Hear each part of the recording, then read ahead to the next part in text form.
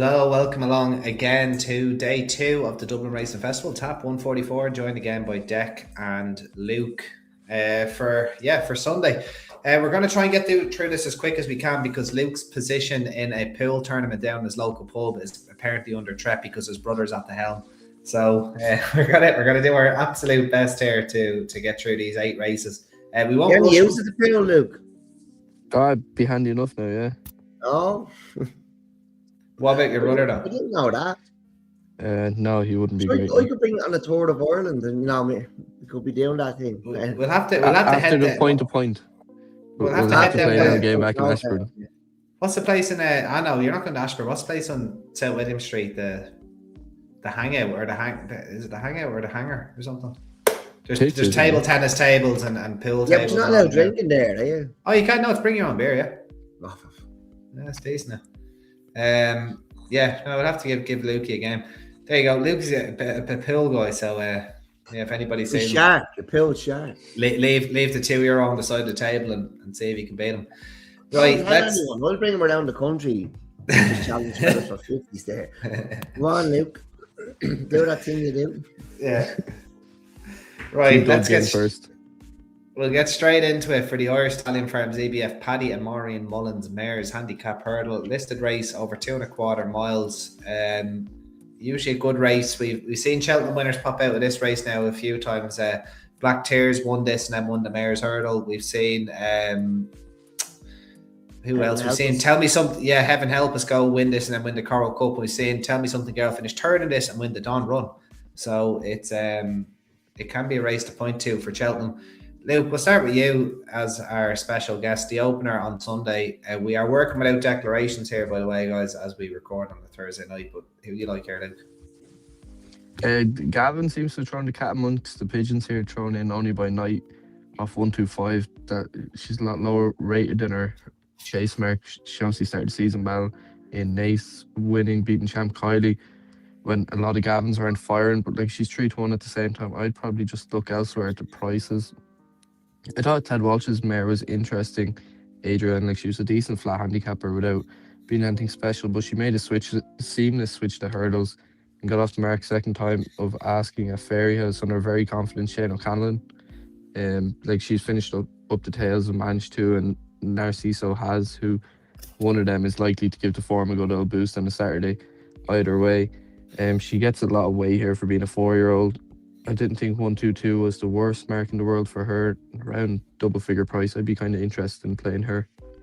The Cody Bear for Adrian, yeah, a very interesting runner actually here for Ted Walsh and the team.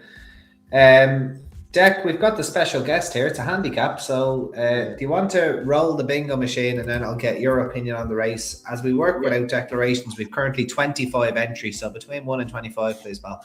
You want to get the thoughts of the machine, right? Yeah.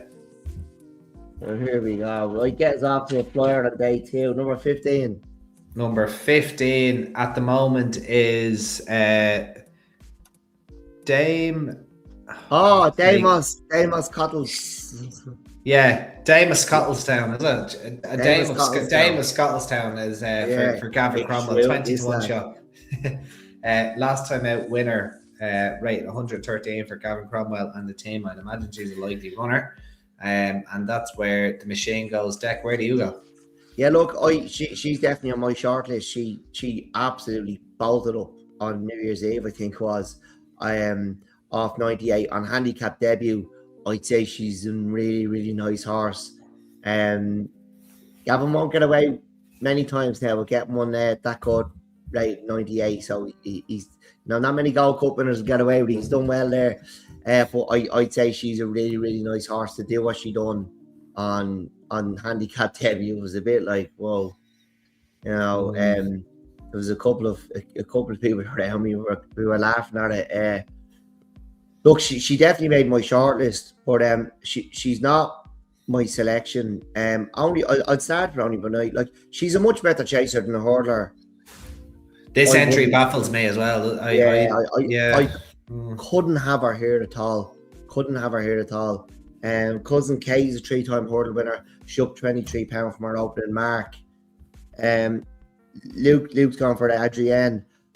I really like Adrienne, and like I spoke about her on TAP143 when we were covering the juvenile grade 1, and it's just she's lacking handicap experience, and she mightn't have experienced anything in the 2 graded runs that she would experience on Sunday. I just think she might take a run. She's been placing a grade 3 and a grade 2, but I think she might just take a run. Maxios Prime still only a 5-year-old. Very, very interesting mare. If she won, I'd have an awful lot to say now, and I wouldn't be shy about saying it either, but I probably won't let it out of the bag yet, but there would be plenty to say. The one I like is one we liked at Christmas, Andy's True Testimony. Right. She had her first hurdle run for Ian Dunhill at Christmas. She had won over fences for them previously. She came home well enough without ever really being near enough to challenge, and I can see her being a bit closer now on Sunday. I think she has a great chance. She's one off a higher chase as well. I'd say she has a great chance now on Sunday. Yeah, she was quite an eye catcher there at Christmas time, finishing 5th in the novice handicap hurdle on Stevens' Day, and she got a great ride by she got a great ride on a Fairy House to win as well, when winning or beating You Happy in Stitches. Yeah, she wouldn't be without a chance. She made my short list, but the one I came down on, and I'm actually very surprised this mare is 12-1, and maybe it's because she ran over fences last time out, and maybe anyone with ears might have kind of put 2 and 2 together after I tipped Battle of Ridgeway in a 2-mile handicap chase. Willie Mullins has a mare in here, May Call You Back, 12-1 shot at the minute. Assuming she gets declared, I don't see why she wouldn't. I think this is an extremely well handicapped mare. She is an 8-year-old, 17 starts so far, but has been very progressive under the care of Willie Mullins to the surprise of basically nobody. She beat Cousin Kate by 3/4 of a length at Gowran Park. Now, Owen Staples was claiming 7 that day. Owen Staples gets on well with Cousin Kate, won on her last time out, and unlikely to ride her on Sunday because Gavin Cromwell has quite a few in the race. May Call You Back was giving Cousin Kate quite a bit of weight that day because of, well, giving her 7 pounds because of Owen Staples' claim. So they were off level weights, obviously in the card, but here today Cousin Kate's off 123. She's an 8-1 shot, and May Call You Back is off 114. As I said, she went chasing on her next start and was second to, guess who? Battle of Ridgeway. Well clear of the third. Battle of Ridgeway went and won very easily.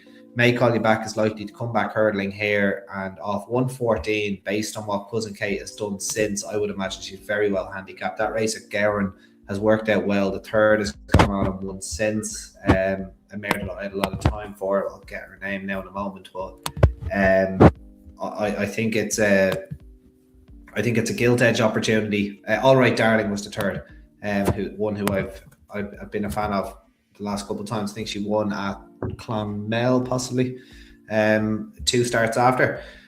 So May Call You Back is my selection. I think she's going to be very hard to beat. She's the third horse in my each way Yankee at around 12-1. Yeah, I think she's a very, very good chance there in the opener at Leopardstown. So there are our selections. On to the 110 next. A lot of people are just going to see the good old Final Demand here and move on. I don't know if it's that cut and dry though, Dec. It's a race where I'd love to see Kitzbühel, who runs in a very good grade 1 at Sandown on Saturday. But we're likely to see Kate Daughy instead of him. This race very likely to cut up as well. Calaconte and Western Fold in here for Gordon Elliott. Rushmount, also a possible winner. Absolutely laughed at the handicapper on the Saturday before Christmas at Thurles. And then Gold Dancer, who is rated 150, but you would have thought that flatters him here now at the minute. Who do you like here, Dec? Well, look, with Final Demand, my socks are well and truly still on. They haven't been blown off yet. And it wasn't exciting at Limerick. It was a poor race. Jimmy Desai was in here. I'd be putting a line through that. He wasn't on a going day. Absolutely, it was the complete opposite. Although Jimmy Desai was very, very impressive on his chase debut when Patrick rode him, and He beat the big Westerner that day, so a lot of people fancy her for the Broadway. But yeah, look, I just haven't. Now look, he might turn out to be the sort of horse that wins 3 Gold Cups, and you're like, he's done nothing for me. Now this fella, still don't fancy him. Like, maybe he turns out to be a bit of a best mate or something like. But I'd be keen to take him on. I think Kate Dahi has been very, very impressive. Like, he was very impressive at Fairyhouse on Top Day, on New Year's Day, and he was also like he was kind of unfortunate. Look, he was unfortunate to bump into Kitzbühel on his chase debut. I think he's been very, very good. I'd be a little bit worried about him now over the trip, but like, if we're gonna have heavy ground, and I think he has the measure of Final Demand anyway. He will be high on my list now for the Broadway. But like, you can't forget about Western Fold either. He's won a Galway play. He was toured at Down Royal in their champion chase, the old JM Wine, won by Envoy Allen, who I think you should have a nibble at for the Gold Cup. He's only a length off Averdale Fury as well. We're raving about Averdale Fury taking the torch off Galloping Des Champs. He beat him at Down Royal, didn't he? Or was it? Sorry, you said Envoy Allen, was it? Western Fold was toured. Oh, Western Fold. Sorry. Apologies. Yeah. You think he should be winning a novice race in that form, but look, Kate Dahi, I think he's been quite impressive. Kitzbühel would have been a sight now down the back straight at Leopardstown if he was as bold as he was at Kempton. But look, Kate Dahi really, really impressed me the last day at Fairyhouse. I fancy him here. All right, yeah, I wouldn't disagree with you. I was very impressed with Kate Dahi now myself, and I also agree. We talked many times that Final Demand hasn't really, like, my jaw was on the floor when he won at Limerick in his maiden hurdle. I was really impressed by that, and he was really impressive in the Golden Signet. But I don't think we've learned anything about him over fences other than he's like a very efficient jumper. Nothing's got him out of his comfort zone. I have a feeling like, reality's going to hit like a ton of bricks when he comes out of novice company. He strikes me as that type of horse. He could be found wanting now when he tackles the Savills Chase or something next year.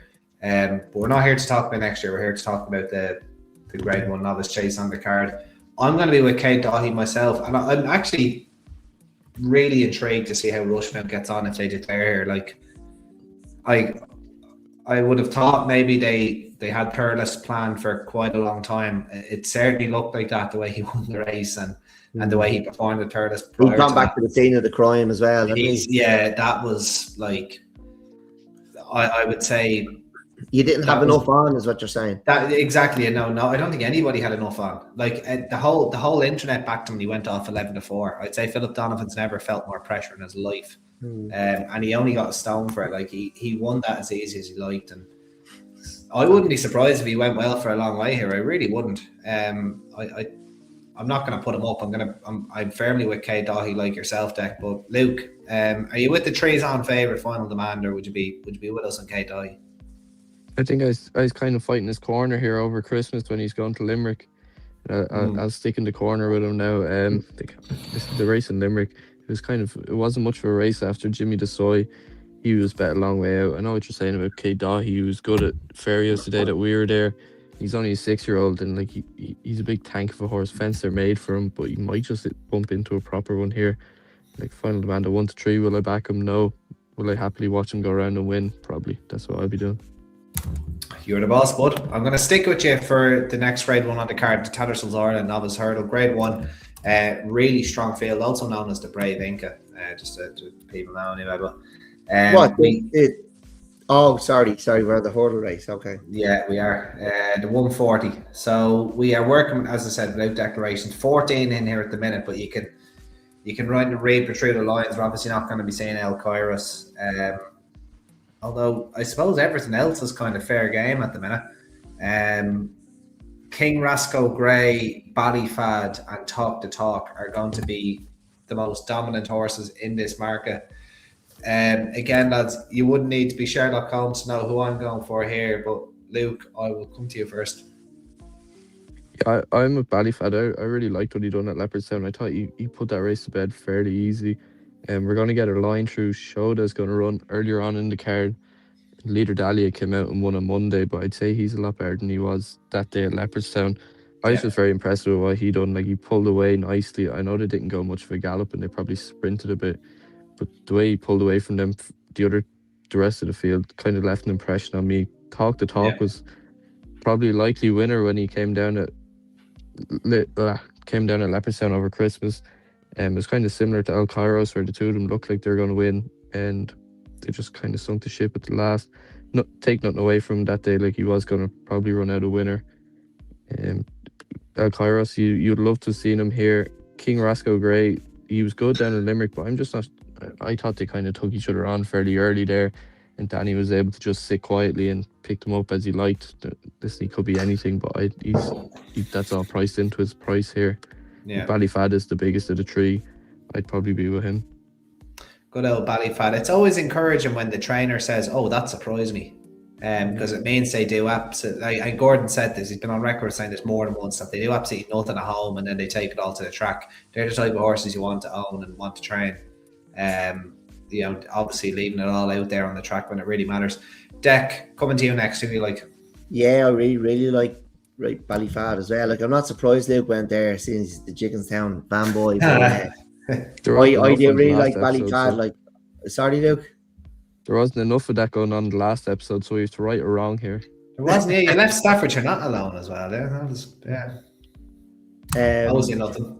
Look, I was very, very taken by him at Christmas. Like, that wasn't it. We didn't see the same leader Dahlia that we, that at Christmas to the one we seen this week. Like, he's beaten. There's a line through straight John that would put leader Dahlia a lot closer to Ballyfad, but like, geez, he was just so impressive. And like I said it before, it was really, really refreshing to see a horse win 2 bumpers before Christmas and then go over hurdles at Christmas. Like, that was I really loved that, and I hope they reap the rewards of that. And they certainly, I think the horse has the ability to deliver those rewards. The other one I like is obviously Blake, who was still crazy numbers on the machine for the Supreme Novices. He was second in the Royal Bond. He was just annoyed. Cocktail Brew just about held on. He'd be taking his red and Road Exile before that. I know you're a massive fan of Road Exile, Andy, and they probably didn't make enough use of Road Exile. He was just lazy. He saw he didn't know what to do. He was in front and he needs a couple of tears into him on the way to the start is probably what he needed. Big set of cheek pieces. Cocktail Brew actually burst at Christmas, so so you can't just take him out of the equation now, like, and go, "Oh, that was a poor run." I was praying that Noel Meade wasn't planning a flat campaign with Blake. I think he is in Dubai. In Dubai, yeah, was waiting to see him fucking jogging around Maidan there, but no, there's been no Lincoln entry. He's here. I think he's a big price. Couldn't put anyone off him, but I feel like Ballyfad is kind of a here and now horse, and I can, like, look, I know Talk to Talk was unlucky in the Grade 1 at Christmas, and he did look the winner, but I'm still not convinced he was going to win. And it would have been very interesting how Skylight Hustle had to turn up here, because I do think he was doing all his best work after the last, but never mind those two. This is between Ballyfad and Blake. Get on Blake now. I think he's going to run a massive race, but very, very taken by Ballyfad. I'd be joining Luke in the Ballyfad camp. But take your little nibble at Blake for the Supreme before this. Yeah, rating a 139 for Blake, but this is only going to be his 4th start. Like, you wouldn't have minded him in a county hurdle now off just north of 140. And he has the experience from being on the flat as well, so yeah. It's not like he'd be, taking off his feet. He'd been well able for it, but he's had a bit of a break now. He might take another run. Yeah, I could see him going well. If this doesn't work out, having been off since the beginning of December, you could probably get another run into him and have a think about that, Mark. Seriously. Yeah, absolutely. Well, it's just no surprise I'm with Talk to Talk. I've been extremely impressed by him now. Beaten starting 15. I know Slippy came out and completely. Well, actually, to be honest with you, he was out the back in a race where they're going 23 miles an hour down the back. Like, it was never going to suit him. But obviously, Wendrock's in there, Mercia, like that was. I still think that's a very strong race. Not Slippy will redeem himself. I've no doubt in my mind he would have gone on and won that race as easy as he liked. I know he's quite a big horse, but as I said, I think he could be a horse that could end up in the champion hurdle next year. It wouldn't surprise me. I was so impressed by him. He is a little bit guessy at his hurdles, but again, still a very inexperienced horse. I'm happy to give him the benefit of the doubt. And the ground possibly is, that's what's kind of tempered my enthusiasm about him a little bit. That, like, obviously the ground is a little bit of an unknown, but I'm happy to take a chance, and I think he is the best horse in this race. You backed him Andy post, Andy. I haven't backed him for this. No, I wouldn't. Like, he was always under 2-1, maybe 9-4, but like, I could back a 9-4 shot tomorrow. So like, if he's 6-4 on the day, gets there on the day, like, I'm sitting there at what, like a slightly better price. I'm getting 2.25 instead of, 3.25 at 1.5 or 2.5. So like, it doesn't bother me that much now. I'd happily take 6-4 on him. I think he's a right one, and I'd be pretty disappointed if he didn't go and win the race. And he's still my idea, the Supreme Novices hurdle winner, top to top. So firmly in his camp. He's the second horse in my Trixie, my win Trixie with It's Only a Game, and he's my second one. And I'll take you guys on who you're with, Ballyfad. So all the best. By the time it comes around to filling out the Venezuelan flag on the docket, Blake might slip in there as well at a big price. But we'll wait to see declarations. We'll see how we go. Right, on to the Dublin Chase, 2 miles and a furlong. We'll know by most of the time, most of you guys are listening to this, but we'll know who's running here. And Marine Nationale, will they or won't they? It baffles me that the Chase track has been described as yielding to soft. I know as we record right now, it is absolutely lashing out there. Won't matter anything really to Leopardstown. A great field here. This could be one of the races of the week. Obviously, we're not going to be seeing Only by Night. It looks like she's hurdle bound.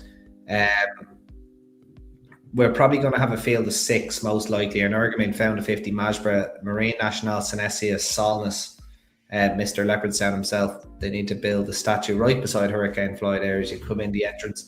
Luke, who do you like? I'm a huge fan of Marine Nationale, but I'd just be a bit worried with what ground we're going to get here Sunday. I couldn't back Majmer with your money, never mind mine. Like, he probably jumped the best he has this season, and he still got bet kind of fair and square. I know people were saying, "Oh, you got squeezed coming to the last," but he got squeezed out because he didn't have the pace to get through the gap at the time. Exactly. Yeah. I'd be with Mr. Leopardstown here. Like, he's only been bet once. Leopards. Oh no. But he's basically telling us that Solness is a certainty. Yeah. So we'll wait for him to come back. Anyone that's on audio, Luke is nice. Oh, here he is. Are you back, Luke? No, not quite. We'll get them. Dec, you may as well. I think we could be in nap at the top territory here. So I'm going to come to you while Luke is. I'm going to get rid of him now until. Well, look.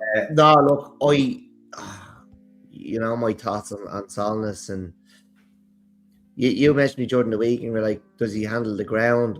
And like, me and you were standing in the Arkle bar, Andy, on the Wednesday, and we were taking pictures of the sky, going, have more on every time the sun come out, and then the clouds would come off, and we were saying, cash out, cash out, cash out.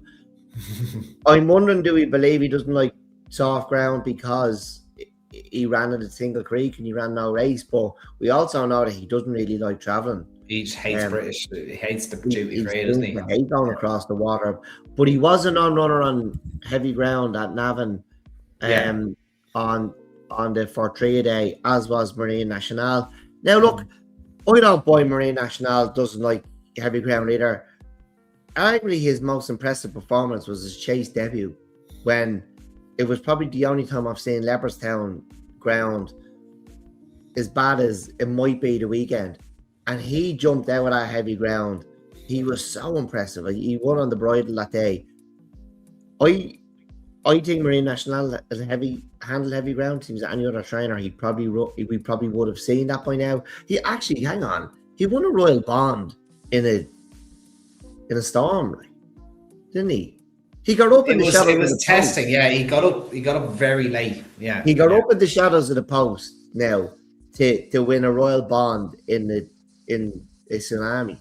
Like he won his beginner's chase on really bad ground. Do you remember the Grade 1? It was lashing that day. It was absolutely heaving it down. Caldwell Potter won the Grade 1 novice hurdle that day. Yeah. There was 3 finishes or something. Down memory lane was second or third. Like it's the worst I've ever seen the ground at Leopardstown. Meeting of the Waters won the Paddy Power, I'm pretty sure. You know, like he jumped like Cotto Star out of the ground. Like I don't get it was against firm footings though. And it doesn't matter. It was how he travelled and how he jumped in deep ground. And he also won a Royal. Like, I don't buy it. Harry doesn't like to run the horses. Like, do you know what I mean? He likes to throw a bit of talk around, but he doesn't like to, run the horses. But look, this horse is probably, he is the one to beat. We know he's the one to beat.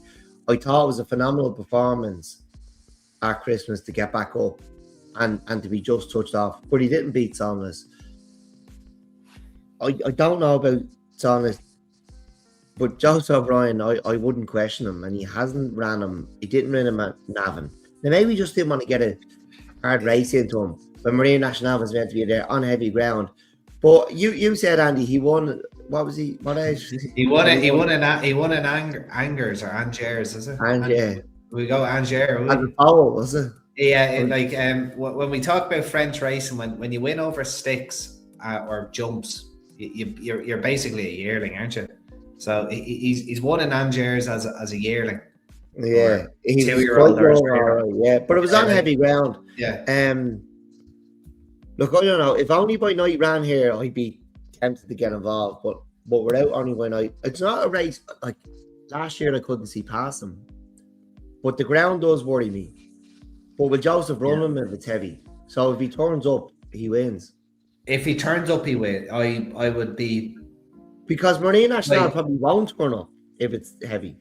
You see, I think I've worked it out. I think I've worked Leopardstown out. So Gaelic Warrior, like think of it. His name is Gaelic Warrior. What's the most English track in Ireland? It's Leopardstown, so that's why he hates it. Solness clearly loves Ireland, so a track it's been taken back by the Irish. He needs to defend it, so that's why he's so good around Leopardstown. It's all kind of you get equine mythology and all on here, lads. Yeah, exactly. It's like Socrates. And like, anyway, Solness.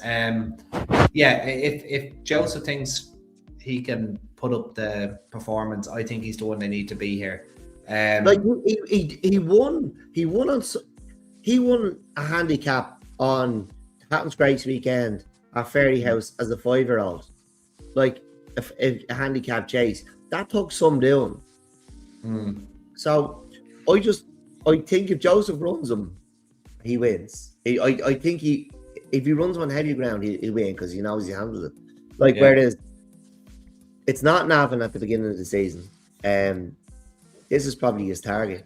Could Majbur be a stayer? Majbur probably, I don't know. He needs. Do you know what Majbur needs? Jody McGarvey. Get him out of retirement. McGarvey used to get the ride on all the McManus horses that were slightly unwell. A great field. He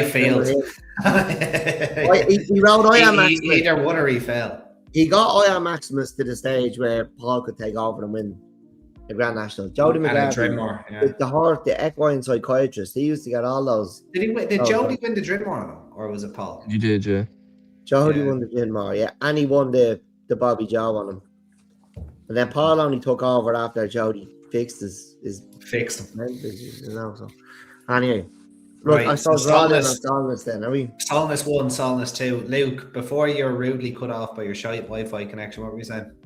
No, it was actually my brother who rang me. That's why it kicked me out. That's why I thought you were going to What hear is, me. is he out? It Is he was out in the your uncle. competition? Is he? No, he's Did just he saying I pot? Did he probably. pot the black before before He everything actually else? he had a golden break there. No, um, no, I was worried what you heard there because I didn't say some nice words now, and his name popped up and it kicked me out of this. But by the sounds of it, you didn't hear it anyway. But yeah, Solness. Yeah, okay. Solness. Right. Napa the top material is Solness. Mr. Leopardstown himself. I love that name, Mr. Leopardstown. You just have to call him that. Right. The O'Driscoll's Irish Whiskey Leopardstown Handicap Chase. 2 mile, well, basically 2 mile 6. One of my favourite handicaps of the year as well. Big fan of this race. All right, we're working without declarations here, Dec. Let's come to our special guest. We have 29 entrants at the moment. Do you want to pull out a number? I do. Probably my favourite race of the weekend as well. I'm going to put, I'm ruling out number 9 here. Or sorry, number 6. Gold Dancer's already, I think he's going to go into grade 1. So, right. Number 15. 15 again. Cheney back. This That machine is shrewd. Carrier Blaze. Oh, on my shortlist as well. 135, which that I actually completely forgot she existed, to be brutally honest with you. Yeah. Fell behind Ballybomb. Gone okay in the Tim Duggan when she came down. She was second. She would have been, I think she'd have been a good second. And she's been kind of booked for that position, consistently over fences since she's been doing it. But yeah, look, you couldn't rule her out. Like she wouldn't be a million now. 16 to 1 at the minute. She's on my shortlist now. Yeah. I'll stick with you then, Dec. 29 runners. I think anyone that has half a brain knows where I'm going. So, but who do you like, Dec? Yeah, look, Carrier Blaze. She was she's still only 6. She made a handicap debut in the Tim Duggan. She fell at the last. She was in second, but she was held. I like the form of the Tim Duggan. I know Conyers Hill. I thought he got a great ride. Took his time. He wasn't beaten far. Now he was the last finisher in the Toyesis, but I'd like him going to Cheltenham in something like the play. I'd have liked him in this race now. I think it would have suited him an awful lot better than the deep ground Toyesis. They allowed him to get the trip, and I thought he was coming to win it, and he just didn't get home. He'd have been much more suited to this. So, I know he came down at the last, I think, in the Tim Duggan. It was won by Ballybomb Beller. She was on my list. It's her second handicap. I think you're going to see. Don't think she'll be far away. But I do really like Winsome Nilsson. He was in the mugged off race at Nace on the grade 1 day. The one where I get mugged off annually. I think Luke was actually mugged off 3 times that day. After they left. He was mugged off 3 times after they left the parade ring on the way to the start. So, no, Luke, no, that's what I want to talk about. So, He's gone again, is he?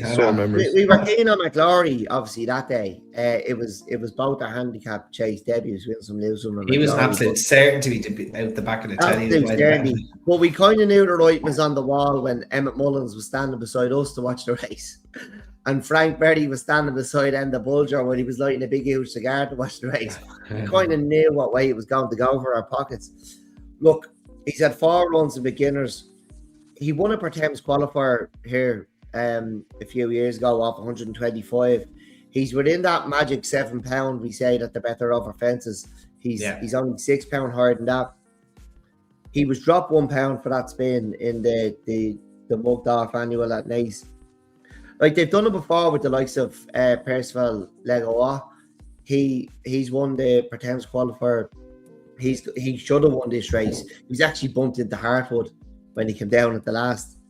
It just, there's a pattern to follow. I was with Andy for a long time with Kintor Calanese, the third in the Paddy Power, which seems to be working out well, his return from being pulled up in the Irish National. We've had Now Is the Hour winning the Toyesis, and we've already Deschamps do absolutely bolting up as a 24-year-old in the cross country at Cheltenham. Kim Rock is an interesting runner here. 2 runs at Cheltenham for Joseph O'Brien since arriving for France. Still only a 6-year-old. but might be just a, maybe where would you go with him? Could he turn up in the Irish national? Could do. I just sometimes it's hard to get away from the pattern with these boys in the green and gold. So I might win some, lose some. But big double of the weekend with Mark Coco. Win some, lose some there for Dec. Lukey, who's your fancy? I'm with the machine here. I think it's very shrewd. Always said that Brilliant. machine was onto something. I thought she ran a cracker in Limerick the last day, and she bumped into some good fillies last year, the likes of Only by Night, Fun, Zenta, Pagan. And in Limerick, she was battling for space turning in, and she probably just came out the worst side of that and lost a few lengths on the leader. And she looked booked for a second when she came down at the last, but she was staying on well. It was first run of the season. I'd say she's going to improve a bit. I don't think 135 is her ceiling. I wouldn't be surprised if we see it. What's Paul going to ride? Will he ride her? And if he does, I see her going off half the price. She's 16-1 there. I'd chance her now this evening, probably. This evening. All right, get on quick, guys. You've all deserted me, but that's okay. I Kinter Calanese, he's my last one in the each way Yankees, around 10-1. 138. Still hasn't won over fences in 6 attempts. It's been second twice and it's been third twice. Behind the likes of Better Days Ahead, 3-card Bragg. And I thought he was going to win that day as well. He just put 3-card Bragg as a 150s rated chaser now, I'm pretty sure. He would have won the race at Naas, the Leinster National, before unseating Anna McGuinness at the second last. And then the only bad race he's really ran is in the Irish National, where he just didn't jump a fence. But he had aggressive kind of front-running tactics in the Paddy Power, third behind Favori de Chamdou. He was the last one off the bridle that day. Search for Glory was second. The Toyestes winner now, as the error, was fourth, and Favori de Chamdou followed up off a big weight in the cross country on last Saturday at Cheltenham. The form is clearly very good. This route has been taken, and I just cannot remember the name of the horse for the life of me. But there was a horse that was the last one off the bridle a few years ago in the McManus colours, and the Bulger trained it, and he came back and trip and won this race. Birchdale, exact. Thank you, Luke. Birchdale, almost a carbon copy. If you go back and watch Birchdale in the Paddy Power, last one off the bridle, didn't get home, and went and won this race. And Kinter Calanese basically ran the exact same race. If they gun him from the front again, or have him prominent, and he jumps as well as he did the last day, I'd be borderline disappointed if he got beat. He's my bet of the week. And he's 10-1. He's the last one in the Yankee. Could be sweating on him now by the time this race comes along at 2:45 on the Sunday. But Kinter Calanese, I think he takes all the beating in this handicap chase. The machine. I'm trying to get the machine to stop laughing here. The career that plays. Very good. Right, on to the main event on Sunday. The third last race on the day is the Timeless Sash Windows Irish Champion Hurdle. Why is there a window company that's not Concept, sponsoring such a good race, Dec? What's happening there? They we do windows and doors. They just do. It's kind of a different industry, Ours are timeless. We make sure you have to come back to us in 10 years to get new ones. Yeah, fair enough. They have to do side and sash windows. They're, differently. We do them as well, but we probably wouldn't do them quite the way we do. But look, yours are better. If you're looking to replace your windows, you're building a new house, we do everything. You mentioned the Take a Pull podcast. You might get a little discount. Yeah, you mentioned Take a Pull. I tell you, we give you great service. Sometimes the industry gets a bit of a bad name, but we pride ourselves on the service we deliver. There you go. Concept with a K. Concept with a K. Yeah, I'd say that every time. Yeah, we should have called it Concept with a K. Yeah, it's not too late. You should trademark that. It's not too late. Concept with a K. Yeah. Yeah. It wouldn't look good in the email. But anyway. We let these lads have their moment. Right, well, I'm going to come back to Lukey for the moment, Dec. 7 runners. I think they're all going to stand their ground. Anzalan, Ballyburn, Cashdale Lad, El Fabiola, Poneros, Brighter Days Ahead, and Lossiemouth. Lossiemouth currently your 5-6 favourite, Brighter Days Ahead at around 7-4. I'm quite... I quite fancy Anzalan at 7-1, assuming, Danny Mullins. I'm hoping, fingers, everything crossed, takes the ride. If I see Danny Mullins beside his name, I'm going to be backing him. Luke, who's your fancy?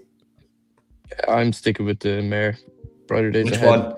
Okay. Yeah, I said I'd say the mare there, and you can clip that up for afterwards when one of them wins. I mean, just Photoshop the Chickenstown cap onto you. Yeah, that'll do. But no, I thought she ran a cracker at Christmas. She stalked Lossiemouth that day. I expect her to be in for Lossiemouth this time around. I know it looked like she did stay on strongly after the line, but when she did kind of get to Lossiemouth's skirt, she went away again. So I'd imagine Jack's gonna book out here, follow Cashdale Lad is probably gonna be sent up the road. Ballyburn is probably not gonna be far off the pace either, but I'd imagine Brighter Days Ahead is gonna sit in behind the 2 pacemakers here and just attack good and early. Jack will kick for home there, he won't look back, and I don't think Lossiemouth will go by her.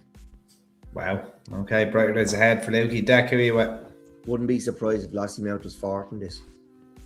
Wow. I don't think she's a 2-miler. I think Brighter Days Ahead will reverse the form, and I think Anzalam and Cashdale Lad are developing into champion hurlers, and I think you could do a lot worse than having small bets on them now for March and here the weekend.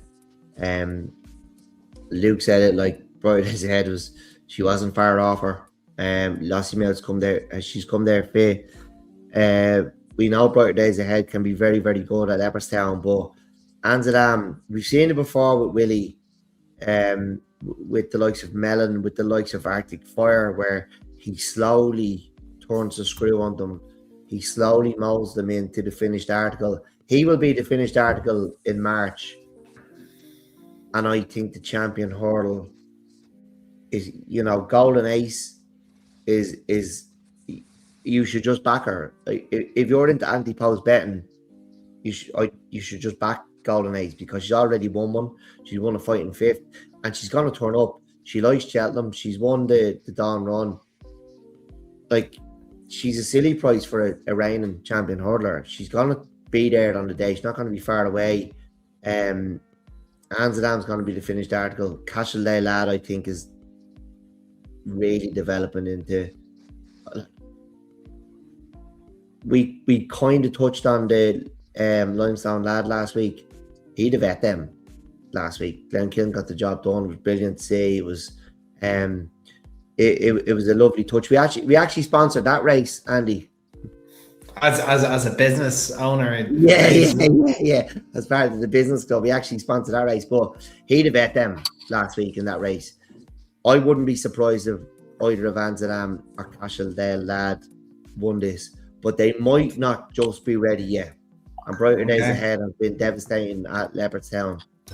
And look, I've given it out enough winners tonight over the 2 pods, so I'm not going to nail me colours to the mast on just one of these, but like, I could see Brighter Days Ahead maybe winning this, but Anzalam and Cashdale Lad could be. Anzalam, Cashdale Lad, Golden Ace could be a 1, 2, 3 in no particular order in the champion hurdle.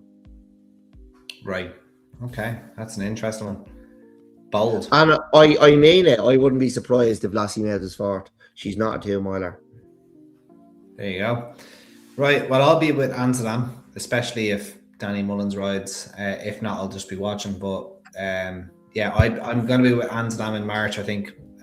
I know we're getting off the point, but I was quite impressed with the new line in the international hurdle. He showed a different side to himself now. Like, they were hitting 34, 35 miles an hour coming down to the last, and Harry had him 4 or 5 lengths off the leaders now at the second last. So but does that not tell you that they've gone too fast and they're slowing down and he's just staying No, I don't think, like, because they all took their hurdle at that speed. So, and then they only got racing coming down the hill. So like horses of their ability wouldn't, in my opinion, wouldn't be slowing down. Your two, every horse is slowing down at the line. Every horse is slowing down at the line. I have never seen a horse quicken into the line. Races are won by stamina to the line. Who can travel and stay the furthest after they get racing will 99 times out of 100 win the race. Yeah, not everyone's slowing down at the line. Yeah, I don't think the new line would have had the right to get into the race from the position he was in, because you still have to be going some clip to, get onto their. You need to run a race to get onto their quarters and then go by them. But yeah, very interesting. Yeah. Where would Brentford add in the main line finish here? Well, if they got a free lead at 25 miles an hour, come down to the second last, like, they would not be placed. So that's because they're 150 horses. Like, that's just the way it is. Like, if you give a 150 horse the freedom of South County Dublin at the second last, they're not gonna be out the back of the telly. It's just impossible. So I suppose it depends on the way the race is run. Like the way the race was run at Cheltenham it was impossible for any horse to be impressive. I don't think, like, I know what happened to Sergino was awful, but like, I don't think he'd have won that race. Because he was even behind the new line. Like, there's absolutely no way he'd have picked. He's only behind the new line because he was injured. Well, yeah, that's true. He was flashing his tail. You could see him. Yeah, you could see the. Yeah, exactly. Right, on to the 352, the Liffey, the paddle at Leopardstown. Paddle, that's a good one. Paddle at Leopardstown, especially with the golf course, golf launch in spring. What a name of the race. You're basically swimming on the golf course, 2 mile handicap hurdle, it looks like. Paddle at Leopardstown, golf launching, spring 2026 handicap hurdle. Okay. This is the tennis show, is it? No, I think it's swimming in the middle of the 9th hole, but like if you're, your little paddle. But yeah, it is. It's the paddle ball. Yeah. Right, 2 mile handicap hurdle. What another fantastic handicap. Luke, I'm going to come to you. Who do you like here? I'm a Stormheart here. I thought it was pretty competitive, but Charles Burns' horse is favoured there 5-2. That's plenty short. He proved a bit expensive to follow before winning his maiden. Stormheart was a good second in this race last year, albeit up £7 this year. Was very good at Limerick to win. I thought when a lot of Willies aren't winning first time. He only ran the once as a 5-year-old. He wasn't seen much since he went off favourite in that Triumph hurdle that Majborough won. I don't think 147 is his ceiling. I think he could be a bit of a graded horse in a handicap here. He's going to have to be to win off this mark, but I just thought he was the one to be with. All right, Stormheart 147 for Lukey. Dec, who are you on here? Yeah, we've had many discussion about I started the joke, Andy. I'm like struggling to work him out because he's not been hidden, like, when he's been beaten, and you're the breeding man, and is he Soldier of Fortune? Are they always that trustworthy? He gets a bit of a. Well, I don't think he's with us anymore, Soldier of Fortune, but he's bred a Martin Pipe winner. No. I didn't say he's not able to. Early doors. I just mean, Soldier of Fortune. Are they always like that trustworthy? Are they a bit quirky? I don't think so. I think they're like, he was a decent sire, but never set the world alight. I think Early Doors is the horse that comes to my mind. I don't know if he had many better than him. So yeah, like a decent sire, but yeah. But look, I just don't know how to work that horse out. Like he was quite good the last day, but before that, I found he was bitterly disappointing from what he done in his bumper. I like two here. Bones on Fire. He won at Christmas. He's won 4 times over hurdles. He's only 6 and he's improving. I don't think he's going to be far away. I think he's a really, really nice horse. He's probably a cut above most of these will ever be capable of in their career. And Coquito Bello, another 6-year-old. The penny finally dropped for him, and he won 3 on the bounce, including the chase. He's up £25 overall. But it's the manner of the victories. Even the last day, like he was, you know, he looks like a different horse. I totally agree he with won you. like a good horse. And look, he's owned by the man who owns O'Donoghue's. We'll be there on Saturday night, and we'll be back there on Sunday night, of course. We'll spend many nights there as we have done in the past. And look, I'd wish Ollie and Kev all the best, and obviously Philip, I'd love to see them win it. Yeah, I totally agree with you. He's the one I'm with here myself. He's. You know, I started a joke. No, I'm not. I'm completely with Coquito Bello. I think he's a proper, nice 2-miler, very, very progressive. His last 2 wins, obviously over hurdles, beating County Final on Fiver Friday. Fiver Friday has bumped into one the last twice. I think she's a winner in waiting, despite being second the last twice. I think she was each to their own, was it? The Barry Connell horse she bumped into the last day.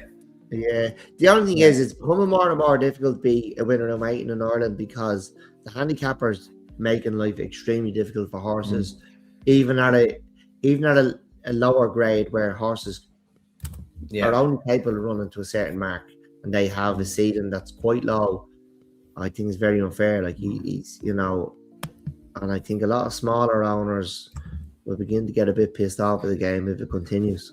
Yeah, it's not easy for them. I give you that for sure. But Coquito Bello, only a 6-year-old, as you said, up a stone for the last day, but was really, really impressive. Fiver Friday, she's had 2 starts now for Gavin Cromwell, and she's bumped into 2 very progressive horses, in my opinion.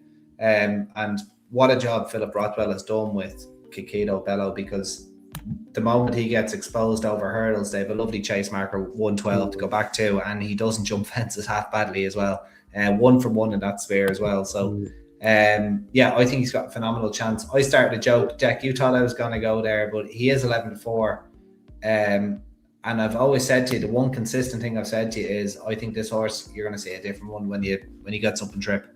I think he needs 2.5 miles. He's very well experienced. This is his 5th run over hurdles, and I think his next start is going to be in the Martin Pipe. And wait until you see X or Twitter. When he finishes a never nearer 4th, you're going to see every Tom, Dick and Harry putting this horse up for the Martin Pipe. He'd be favourite for that race in no time. I absolutely guarantee you that. So I've tried in the background. I've gone and requested prices, and you just keep getting these. You get the emails back saying, "Oh, we're not quoting this horse at this time," or whatever bollocks. Not the Colin White there. Well, that's it. I've tried. Like, I've gone on to a few of the big bookmakers. You either don't get a reply, or you say, "We're not quoting the horse at this time." If any on-course bookmakers are listening and watching, because now a couple do.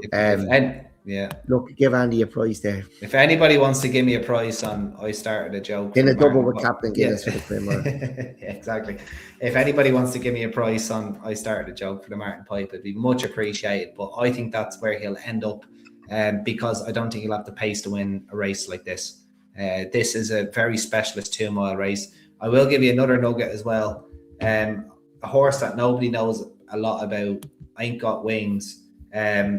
Landed off the boat from France straight into Martin Brassel's yard. 28-1, never factored in a conditions race behind El Fabiolo, Glen Killen and Spillans Tower.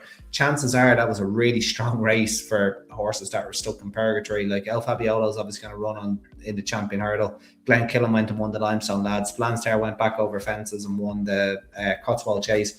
Shoot First and Langtree Lady are nice horses in their own right. Ain't Got Wings, never. He is an 8-year-old, but what people need to remember is, I'm pretty sure Fast or Slow ran in this race, and Martin Brassel had another horse that went off favourite for the Coral Cup that ran in this race.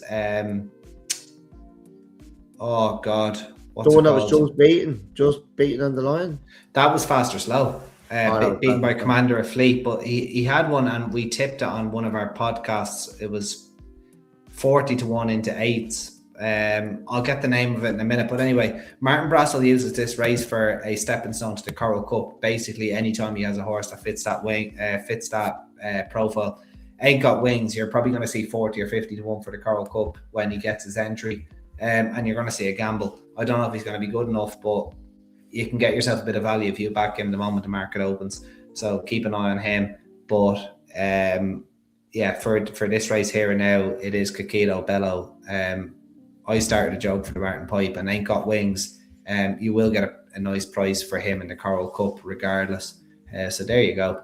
The 427, the final race on the week at the Dublin Racing Festival. Hopefully we're all at the bar celebrating now. Luke, we'll come back to you because you were so patient again while we were having a chat there and you were sticking another 50 cent in your Wi-Fi. We've got 12 runners. The Mayor's Bumper, who do you like? Obviously we're working without declarations here. I was a big fan of Celestial Tune. She was second in Punchdown behind Bull Fox last year and hacked up at Listowel in early autumn before going over to Cheltenham. Now, to be fair, at Cheltenham, she probably got the run of the race over there. She was out in front, went wide, got that standside rail in Cheltenham, and she never really looked like being bet. This is going to be a step up here, and she has to give away a penalty. But I think she's a mare with a bit of class here, and she could win this. Okay, interesting. The Coral Cup horse was an epic song, Dec. Yes. Well backed and I think tipped, but didn't finish off its race. But Ain't Got Wings is going to be off that hymn sheet, I'd say. Anyway, back to the bumper, Dec. Who do you like? I like Martin Hass's Moon Veron, 5-year-old. She was second to Young Rebel that day. Well, I don't know if you've seen Gordon's horse. It was third, was well punted. It was the day that Young Rebel won where everyone in Punchestown, apart from Luke and my sister, back the winner with all that and mad prices. Ian Murphy claimed he was on a 3-1, but I don't think anyone ever seen the docket. But we all got around 16s anyway. Looked like he's going to fall out the back of the telly one day. Anna McGuinness gave him 2 licks and picked up one away. Well, this mare, she kept with him and she wasn't beaten far. She's gone out of Cork and won. She won cosily enough now, I thought, at Cork earlier on this month. Right. And look, it will be great for Martin Hassett now going here with 2 horses. Battle Ridgeway to follow Coco Moore home. And then Moon Veron to get the job done on Sunday in the finale. Yeah, interesting. Maximilian Lady, first time with Willie Mullins. Interesting enough entry, I suppose. We'll see. I suppose we'll see how she goes. I don't really have an opinion on this race. Brosna Shine, definitely a nice mare in her own right. Celestial Tune has to give weight to the whole field. Was impressive though at Cheltenham when last seen. Wonderful every day. I suppose a daughter of Goliath de Berlay did not in any way hammer that whole thing. Yeah, she just didn't finish out her race. Like she travelled lovely and then just found nothing. I would imagine that 4-1 is going to evaporate if Willie has 4 or 5 winners over the course of the week, which he most likely will. So if you wanted to nap a price, she will probably walk shorter than that. But I have no opinion on the Mayor's Bumper right now, unfortunately. Going to my head, I would say Wonderful Everyday will put that run at Huntington behind. Sorry, Andy, did we give out the machines bet in the Liffey? No, we didn't. We did not. Oh. Sorry, Dec. We'll go back to the Liffey really quick because we're done with the Mayor's Bumper. But, he was out having a cigarette. That was the problem. So he get the toss of the machine on the Liffey, right? Oh, sorry. Have we 18 runners? I think we do. A dream to share. Yeah. Oh, I can't jump, fella. He obviously knows something. He knows something you don't know. He's been down on the corner watching them skill. Moron. Oh, very good. So put a few nails on top of that and get that jump. So the nap of the tap for Sunday is looking like Solness in the Dublin Chase. So if anybody wants to do a nap of the tap over both days, it's Monch 2 in the Spring Juvenile and Solness in the Dublin Chase. Andy, give us your big multi over the 2 days there. Yeah, my each way Yankee. my each way Yankee over the 2 No, days. give us everything we've covered. If there's something you really fancy in the 15 races. In the 15 races, well, I said my each way Yankee was Jalon de Derry in the opener, the Golden Signet. Trying to think now off the top of my head. Grand's Boy in the 3 mile race stay handicap hurdle, and then it's the Willie Mullins mare in the opener on Sunday, which is May Call You Back, and then Kinter Calanisi. I think that's the 245, the handicap chase. So I think that's 16 to 1, 22 to 1, 12 to 1, 10 to 1. And then my Trixie. You wouldn't name a country after that then. No, well, you could try. If you wanted to put them all together, my win Trixie was It's Only a Game in the bumper. Talk the Talk in the Brave Inca, and Solness in the Dublin Chase. And then anti-post bets are Monty Starr and Lecky Watson in the Grand National. And then if anybody would quote me, I started a joke in the Martin Pipe, that would be much appreciated, but I don't think I'm going to get that. So that's everything for myself. Dec, do you want to have a quick recap of what you're doing, or are you just... Yeah, my big South American country would be, and send the countries in. Brazilian. Santos Despair, and Spindleberry, Marcoco, True Testimony, Ballyfad, Win Some, Lose Some. This is going to be expensive. Coquito Bello. There we go. Coquito Bello, yeah. No, Coquito Bello and Battler Ridgeway were on the fringes, but I only wanted to keep a Yankee. Lukey, what are you feeling? We'll go with that one on Saturday in the handicap chase, more Coco. Then we're on to Sunday. We'll throw in, I've got it in front of me here, who's Sunday? Carrey's the Blaze in the 2.5 mile, 2.5. We'll throw in, who's that horse in the first race called the mare? Adrian and Stormheart in the Liffey. There you go. Well, that is your card marked for the 2 days at the Dublin Racing Festival. Dec, Luke, I thank you very much for your time. I had a ball tonight. That was good crack. Very much enjoyed it. Looking forward to having a point with you guys on the weekend, and anyone else that's up towards the Larkspur, come in and say hello. Be more than happy to have a point. Just keep sharing and subscribing, and any reviews or comments, we do very much appreciate it. Hopefully we get, maybe break a few records with views. It's not beyond the realms of possibility. And also thank you to Patrick Carty, who obviously joined us on TAP144, and the bingo machine, who hopefully is out of cigarettes, and it's always good to get past the machine. Only wanted the handicaps, but anyway. Yeah, only handicaps. You wouldn't be interested now in any conditions races, but what cloud ones there now, I thought. I was just saying, I could have a recap of the machine. Give out the machines multiple. I'll run through it really quick before we go off, because he only did the handicap. So his first selection would have been in the 3 mile handicap hurdle. That was Timmy Tuesday, 50 to 1. The next one, the handicap chase, the 2 mile handicap chase, he was on Adragul number 3 at 15 to 2. Oh, bad shit. On the Sunday, he was on Damos Cottle Sultan something. Damos Cottle, at 20 to 1. The Dame of Cottle Sultan or Cottletown at 20 to 1, and it would actually baffle you. There's only 4 handicaps on the card. Correa de Blaze. Correa de Blaze. All I'm gonna do is double. I'm gonna do Damos Cottletown and Correa de Blaze. I think that's a nice double. Well, the each way Yankee was sitting at what?